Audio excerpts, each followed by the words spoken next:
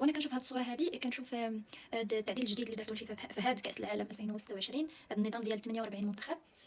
انا بالنسبه ليا ما زويناش، حيت شفنا منتخبات لم تكن تستحق التاهل من دور المجموعات وتاهلت، وكان واحد بزاف ديال المشاكل في هذه النسخه ديال كاس العالم. بزاف ديال الاخطاء، المنتخبات عيات لان 48 منتخب بزاف، المده الزمنيه ديال كاس العالم طولات بزاف. ورئيس الفيفا قال بانهم كيدرسوا امكانيه انه يكون منتخبات اكثر في النسخه ديال 2030. يعني شحال الوقت غادي تلعب في ظرف شهرين ونص 3 شهور، بزاف بزاف. انك تكون 64 منتخب بزاف، والمنتخبات راعيه والجمهور راعيه. راه ما يمكنش الجمهور مابقاش عنده فلوس يبقى غير تابع تيمشي من بلاصه لبلاصه بزاف. المهم يديروا اللي بغاو يديروا. المهم حنا راه كاينين 2030، حنا ديجا مؤهلين.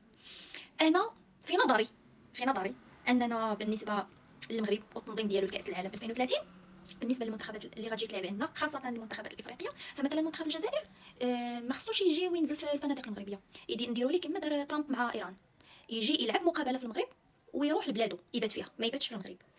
ومثلا منتخب سنغال نديروا لهم بدل الفنادق، لان الفنادق لا تعجبهم، فهمتي؟ الفنادق نديروا لهم الخيام في الغابه. كاينه الغابه ديال بوسكوره، كاينه او في الصحراء المغربيه في الرمال، خيام ورمال وبحر، يعني يكفي لمنتخب السنغال، هذه مزيانه لهم.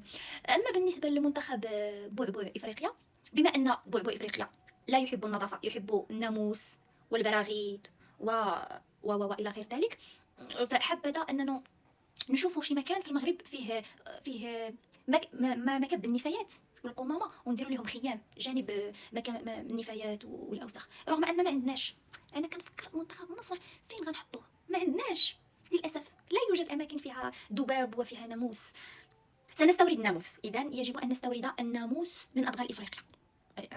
ونديروا محميه للناموس، وفي وسط المحميه نديروا خيام للمنتخب المصري الشقيق، باش يكون على خطو، باش ياخذ النفس ويستعد في اجواء رائعه كلها ناموس وذباب.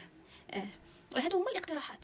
وبقيه المنتخبات مثلا الاوروبيه واللاتينيه لا، هادوك نعطيهم فنادق الفاخره في الرباط وفي طنجه وفي مراكش وفي اكادير وفي الى اخره. هادوك عندهم عادي، لا يبحثون على الناموس، ولا يبحثون على التفاضل، ولا يبحثون عن اي شيء. هم يريدون ان ياكلوا ويشربوا ويتدربوا يلعبوا كره ويمشيوا.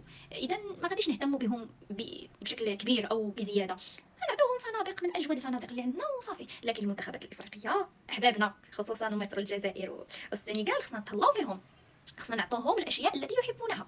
مثلا الجزائر لا يحبون المغرب، يجيو يلعبوا ماتش في الصباح وفي المساء يرجعوا للجزائر يباتوا، يعودوا الى الجزائر ليبيتوا فيها، وفي المقابله المقبله يجيو عاوتاني للمغرب يلعبوا. عادي، هذا اقتراح زوين يرضي جميع الاطراف.